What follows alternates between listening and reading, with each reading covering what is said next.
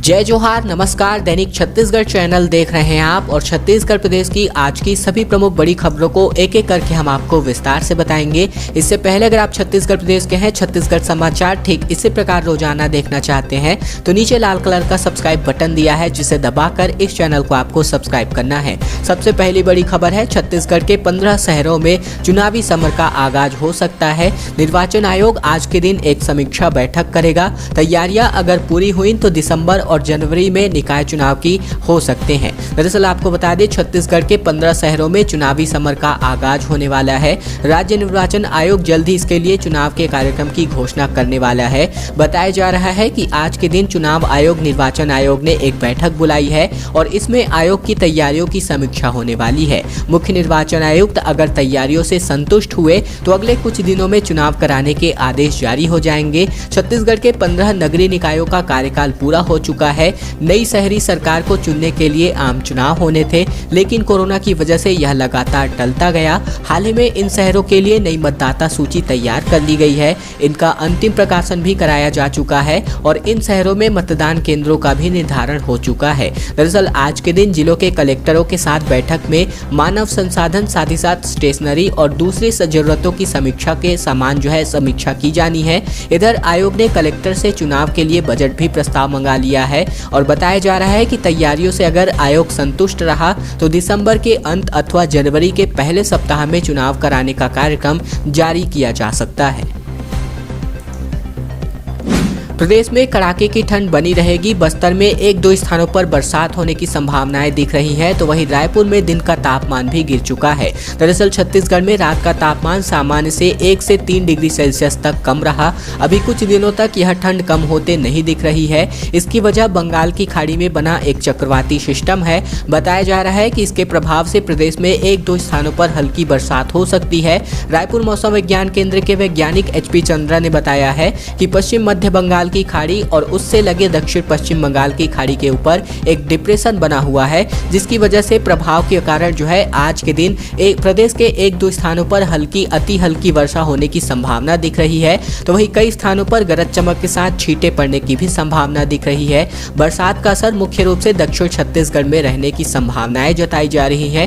वैज्ञानिकों ने बताया है कि अभी न्यूनतम तापमान में वृद्धि की संभावना नहीं है। इससे पहले माना जा रहा था पूर्वी हवाओं के असर से न्यूनतम तापमान में वृद्धि हो सकती है।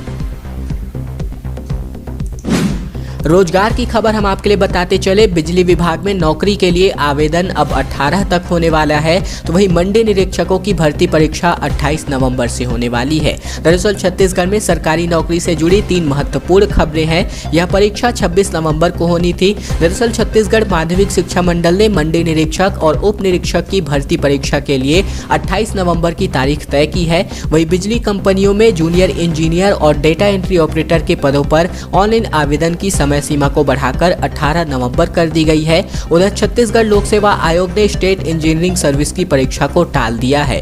दरअसल आपको बता दें, व्यावसायिक परीक्षा मंडल की ओर से बताया गया है कि मंडी निरीक्षक और उप निरीक्षक के 168 पदों पर भर्ती प्रक्रिया मार्च 2021 से शुरू हुई थी। इसकी परीक्षा 29 अप्रैल को होनी थी, मगर कोरोना की वजह से, दूसरी लहर की वजह से मंडल ने इसको परीक्षा को स्थगित कर दिया था और अब 28 नवंबर को यह परीक्षा ली जानी है। इसके लिए सुबह 10 बजे से लेकर के दोपहर 1:15 तक का समय निर्धारित किया गया है। तो वहीं बिजली कंपनी में आवेदन का मौका दूसरी बार बढ़ाया गया है। न्यायालय के हस्तक्षेप से इस परीक्षा को टाला गया था। छत्तीसगढ़ में भी आदिवासियों की कर्ज माफी कराए सरकार। अलग अलग तबके से अब लगातार मांग उठने लगी है। मध्य प्रदेश में आदिवासियों के द्वारा गैर लाइसेंसी साहूकारों से लिए गए ऋण माफ किए जाने की वैधानिक प्रक्रिया शुरू हो गई है। मध्य प्रदेश की शिवराज सरकार ने एक बड़ा तोहफा वहां के आदिवासियों को दिया है और शिवराज के तोहफे के बाद से छत्तीसगढ़ में भी आदिवासियों ने साहूकारों से लिए गए ऋण को शून्य किए जाने की मांग की है। भाजपा ने भी आदिवासियों की इस मांग को तत्काल पूरा किए जाने सरकार सरकार से मांग रखी है, वहीं कांग्रेस इस मामले पर गोलमोल जवाब देती नजर आ रही है। छत्तीसगढ़ में साल 2011 में हुई जनगणना के अनुसार आदिवासियों की संख्या कुल जनसंख्या का लगभग 31% है, तो वही कर्ज की चक्की में अब कई पीढ़ियां फंस रही हैं। दरअसल भाजपा के प्रदेश प्रवक्ता गौरीशंकर श्रीवास ने कहा कि छत्तीसगढ़ राज्य एक आदिवासी बहुल्य राज्य है और इस बात को हम बहुत अच्छे से जानते हैं कि आज भी हजारों की संख्या में कई आदिवासी गैर लाइसेंसी साहूकारों से कर्ज के चंगल में फंसे हुए हैं। उनकी कई पीढ़ियां इस कर्ज के झंझट से मुक्त नहीं हुई हैं।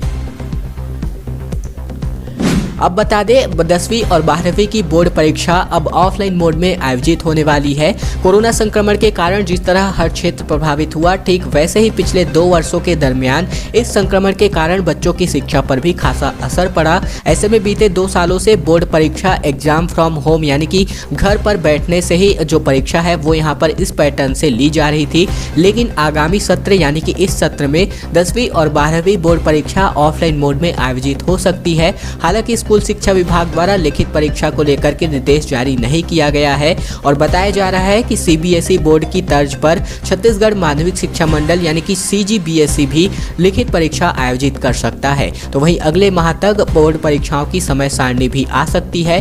मूल्यांकन और असाइनमेंट के आधार पर फिलहाल पढ़ाई हो रही है। बता दें कि स्कूल खोलने के बाद से ही स्कूलों में छात्रों से असाइनमेंट बनवाया जा रहा है, तो वहीं छात्रों के मूल्यांकन के लिए मासिक मूल्यांकन लिया जा रहा है ताकि अपनी पढ़ाई की तैयारी कर सके बच्चे। इधर इस मामले में प्राइवेट स्कूल मैनेजमेंट एसोसिएशन के अध्यक्ष राजीव गुप्ता बताते हैं कि सीबीएसई द्वारा सर्कुलर जारी हो चुका है। अमृत मिशन योजना 18 महीने लेट बताया जा रहा है। अमृत मिशन के अंतर्गत 200 करोड़ रुपए खर्च हुए हैं, फिर भी इस मिशन के अंतर्गत 2 करोड़ लीटर पानी की बर्बादी रोज हो रही है। दरअसल आपको बता दें, ट्यूबवेल की जगह खूटा घाट के पानी को शुद्ध कर सप्लाई करने और पानी की बचत और 24 घंटे सप्लाई के उद्देश्य को लेकर शुरू की गई 301 करोड़ की अमृत मिशन योजना 18 महीने से लेकर के 2 साल तक ऑलरेडी लेट हो चुकी है। अब तक 200 करोड़ रुपए खर्च करने के बावजूद ठेका कंपनी इंडियन ह्यूम पाइप स्क्वाडा यानी कि सुपरवाइजरी कंट्रोल एंड एग्जीबिशन लागू नहीं कर पाई है।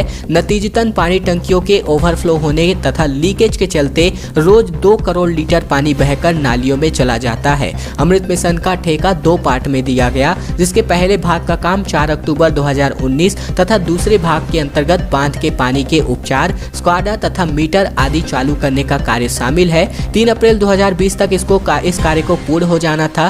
पहले काम के लिए 4 तथा दूसरे काम के लिए 2 एक्सटेंशन की अवधि बीतने के बाद 30 नवंबर तक की डेडलाइन भी इस माह पूरी हो जाएगी और काम की मौजूदा प्रगति से लगता है कि इसमें कोई भी काम इस वर्ष जो है पूरा नहीं हो पाएगा। 1.48 लाख यानी कि 1,48,000 लोगों के पीने का पानी बर्बाद रोज हो रहा है। तो बहरहाल आप इस आंकड़े से अंदाजा लगा सकते हैं कि कितनी ज्यादा मात्रा में पानी की बर्बादी हो रही है।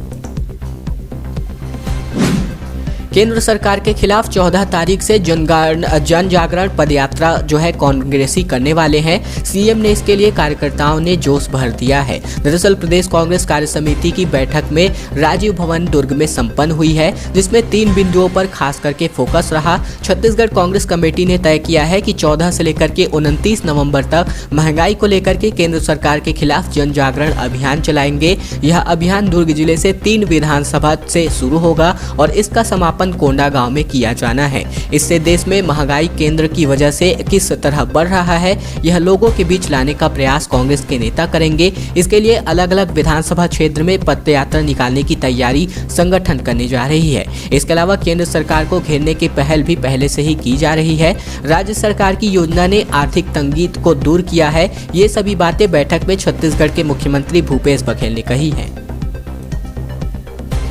वीडियो के माध्यम से आप देख सकते हैं एक ऐसी पहल जिसकी वजह से लगातार तस्वीरें बदलती जा रही है, जिसकी वजह से हम आपको इस तस्वीरों को दिखा रहे हैं। दरअसल जिले में 200 से ज्यादा बच्चे गंभीर कुपोषित मिले थे, तब प्रशासन ने अनोखी पहल की थी जिसके अंतर्गत इन बच्चों के खान पान को संभाला जा रहा है। दरअसल देश भर में चल रही कुपोषण के खिलाफ लड़ाई में अब छत्तीसगढ़ के इस जिले यानी कि सूरजपुर जिले ने भी एक अनोखी पहल की है। मुख्यमंत्री सुपोषण अभियान के अंतर्गत चिरंजीवी सूरजपुर के नाम से एक अभियान चला करके 20 अक्टूबर से 20 नवंबर तक जिले के 200 से ज्यादा अति कुपोषित बच्चों को उनकी माताओं के साथ मंगल भवन में लाकर रखा गया है, जहां इन्हें सुपोषण आहार के साथ उनकी माताओं को उचित खान पान के तरीकों से अवगत कराया जा रहा है। साथ ही उनकी रहन सहन में बदलाव लाने और मनोरंजन के लिए रोजाना मनोरंजन के कई कार्यक्रमों का भी आयोजन किया जा रहा है, जिसका नतीजा ये है कि महज 20 दिनों में ही बच्चों के वजन से लेकर के स्वास्थ्य में भी बेहतर सुधार आने जा रहा है। और यह सुधार ऐसा वैसा नहीं बल्कि बेहद अच्छी दिशा में हो रहा है। तो इनको जो है इस कार्य को जो है हमारी दैनिक छत्तीसगढ़ टीम की तरफ से एक सल्यूट, क्योंकि ये बहुत ही अच्छा कार्य है। हाथी के हमले में एक युवक की एक बार फिर से मौत हो गई है। हाथियों ने एक महीने के दरमियान 100 एकड़ में लगी फसल को पूरी तरीके से रौंद दिया है। दरअसल हाथियों के दो दल जसपुर और ओडिशा बॉर्डर पर स्थित गांवों के घरों और खेतों में लगी फसल को भी नुकसान पहुंचा रहे हैं। विभाग के अनुसार पिछले एक माह के दरमियान उन्होंने 100 एकड़ की फसल को रौंद डाली है, तो वहीं 6 ग्रामीणों के घरों को भी नुकसान पहुँचाया है। इससे ग्रामीणों की मुश्किलें काफी बढ़ गई है। फिलहाल ये जो आंकड़ा है महज एक ही क्षेत्र का है। इसके अलावा पूरे कई जगहों पर यह जो हाथियों का आतंक है लगातार हर दम सुनाई पड़ता है। धान की फसल की सुरक्षा करने के लिए उन्हें रत जगह करना पड़ रहा है। इसके अलावा यहाँ पर हाथियों ने छत्तीसगढ़ और ओडिशा की सीमा स्थित रायडीही गांव में जा रहे युवक को पैरों से कुचल दिया, जिससे उसकी मौके पर ही मौत हो गई। तो वहीं छत्तीसगढ़ और ओडिशा की सीमा पर इन दिनों हाथियों की मौजूदगी से ग्रामीणों को रोजाना नुकसान झेलना पड़ रहा है।